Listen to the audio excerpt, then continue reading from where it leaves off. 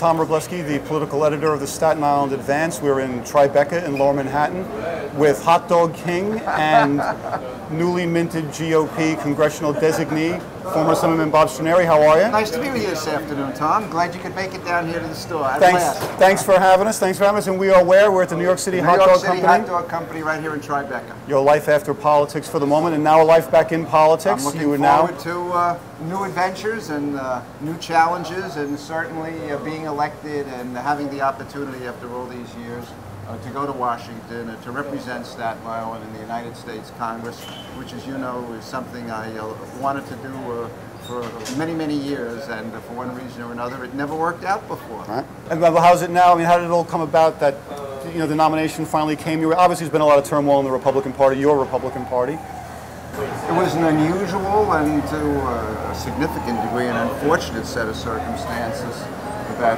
brought about my having to become a candidate. I thought Frank Powers would have made a wonderful congressman, and certainly, our feelings go out to Diane and everyone in the family on his sad and untimely passing. With a situation where I was reading that they might endorse the Democrat, they might leave the line blank. They really didn't seem to have a candidate with the experience in elected office, so I took it upon myself to respond to a challenge that I thought was there.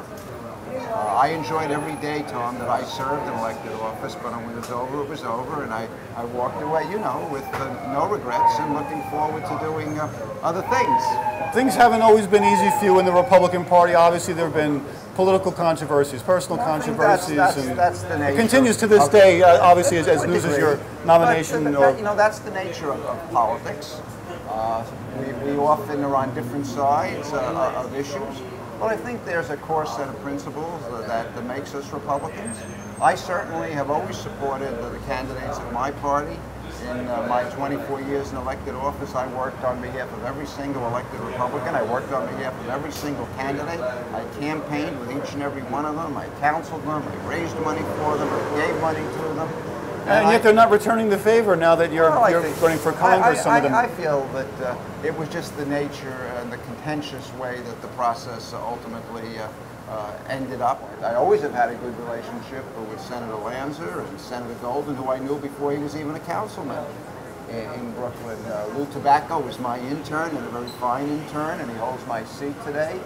I think Jim Otto has been a terrific minority leader and a great councilman for Staten Island. I campaigned on behalf of Jim the first time he ran. I was glad to do so. I'm looking forward to working with him when he's our new borough president and I'm the congressman. You think they'll all eventually rally to you? I mean, Assemblyman Tobacco's already said that he would not. And as far as Vinny, he beat me fair and square 4 years ago, and that's behind us, and we move on. And you say you would move back to Staten Island? Obviously, absolutely. I've always considered myself a Staten Islander, temporarily. Despite the controversies, the questions. This is absolute people nonsense. bring it up to this day, right? Look, I've lived in Staten Island since I was 22 months old.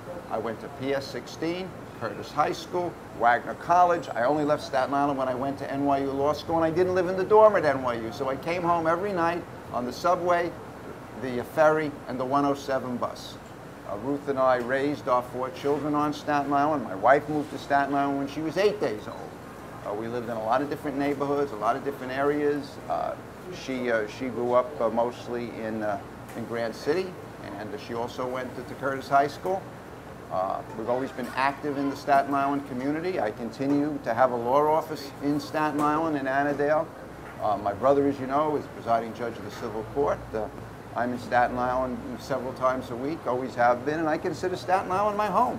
And I'm very happy to be coming home.